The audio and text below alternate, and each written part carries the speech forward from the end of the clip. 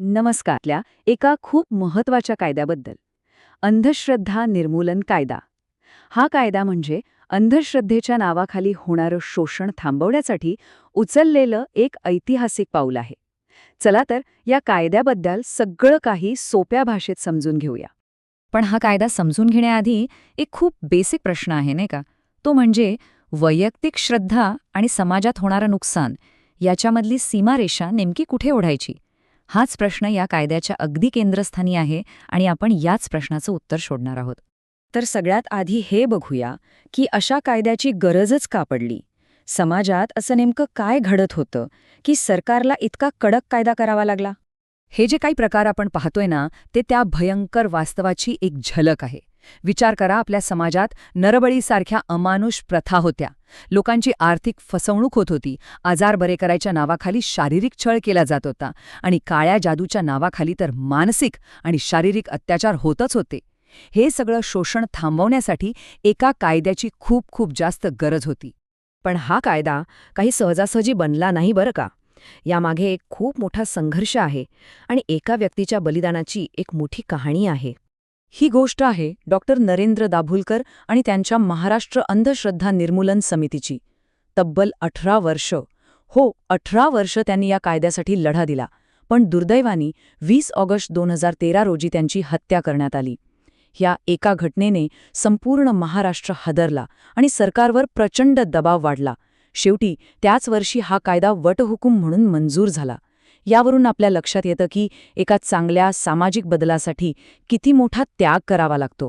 चला आता बघूया की हा कायदा नेमका काय सांगतो. यामध्ये नक्की कोणत्या तरतुदी आहेत आणि कोणत्या गोष्टींना आता गुन्हा मानलं जातं. तर या कायद्याची मुख्य उद्दिष्टे काय आहेत? बघा, ती 4 आहेत. पहिलं आणि सगळ्यात महत्त्वाचं म्हणजे नरबळीसारख्या अमानुष प्रथांना आळा घालणं. दुसरं, अंधश्रद्धेच्या नावाखाली होणारे आर्थिक, शारीरिक आणि मानसिक शोषण थांबवणं. तिसरं, समाजात एक वैज्ञानिक दृष्टिकोन रुजवण्याचा प्रयत्न करणं. आणि चौथं म्हणजे चमत्कार करण्याचे खोटे दावे करून लोकांना फसवणाऱ्या भोंदूबाबांवर कायदेशीर कारवाई करणं. या कायद्यामध्ये अशा 12 गोष्टी सांगितल्या आहेत ज्या आता गुन्हा मानल्या जातात. उदाहरणार्थ, माझ्याकडे दैवी शक्ती आहे असं भासून लोकांमध्ये भीती निर्माण करणं, किंवा चमत्कार करून कोणताही रोग बरा करतो असा दावा करणं, करणी किंवा भानामतीच्या नावाखाली विशेषतः महिलांचा छळ करणं, किंवा गुप्तधन मिळवून देतो असं आमिष दाखवून फसवणूक करणं, हे सगळं आता कायदेशीर गुन्हा आहे. आणि एक खूप महत्त्वाची गोष्ट म्हणजे या कायद्याखालचे सगळे गुन्हे हे दखलपात्र आणि अजामीनपात्र आहेत. आता याचा अर्थ काय? सोप्या भाषेत सांगायचं तर पोलीस कुणालाही वॉरंटशिवाय अटक करू शकतात आणि आरोपीला जामीन मिळणं जवळजवळ अशक्य असतं. यावरून या गुन्ह्यांचं गांभीर्य आपल्या लक्षात येतं. आता शिक्षेबद्दल बोलायचं झालं तर या कायद्यानुसार गुन्हा सिद्ध झाल्यास आरोपीला जास्तीत जास्त 7 वर्षांपर्यंत तुरुंगवासाची शिक्षा होऊ शकते. आणि फक्त तुरुंगवासच नाही तर त्यासोबत 50,000 रुपयांपर्यंतचा दंडही लावला जाऊ शकतो. म्हणजे शिक्षा बरीच कठोर आहे, जेणेकरून लोकांना अशा गोष्टी करण्यापासून भीती वाटेल. बरं, आता एका सगळ्यात मोठ्या गैरसमजाबद्दल बोलूया. अनेकदा असं म्हटलं जातं की हा कायदा धर्माच्या, श्रद्धेच्या विरोधात आहे. पण यात खरंच तथ्य आहे का?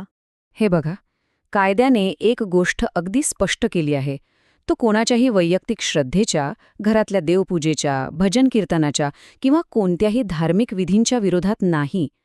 कायद्याचा विरोध आहे तो अशा गोष्टींना ज्यामुळे लोकांचं शारीरिक, मानसिक किंवा आर्थिक नुकसान होतं, जिथे फसवणूक होते. थोडक्यात सांगायचं तर श्रद्धा आणि शोषण यामधली रेषा या कायद्याने अगदी स्पष्ट केली आहे. ठीक आहे, कायदा तर आला, पण आता पुढे काय? फक्त कायदा बनवल्याने समाजात बदल घडतो का? एक गोष्ट आपण सगळ्यांनी लक्षात ठेवली पाहिजे. कायदा एकटा काहीच करू शकत नाही. तो यशस्वी तेव्हाच होतो जेव्हा त्याला समाजाचा पाठिंबा मिळतो. खरा बदल हा केवळ कायद्याने नाही, तर जनजागृती आणि योग्य शिक्षणानेच घडू शकतो. आणि इथेच आपली सगळ्यांची एक महत्त्वाची भूमिका सुरू होते. आपण काय करू शकतो? पहिलं म्हणजे विचार करायला शिकायला हवा, तर्क लावायला हवा. दुसरं, कोणीही काहीही चमत्कारिक दावा केला तर त्यावर डोळे झाकून विश्वास ठेवण्याऐवजी प्रश्न विचारायला हवेत. आणि सगळ्यात महत्त्वाचं, आपल्या आजूबाजूला असं काही शोषण होत असेल तर त्याची माहिती पोलिसांना किंवा अंधश्रद्धा निर्मूलन समितीसारख्या संस्थांना नक्कीच द्यायला हवी.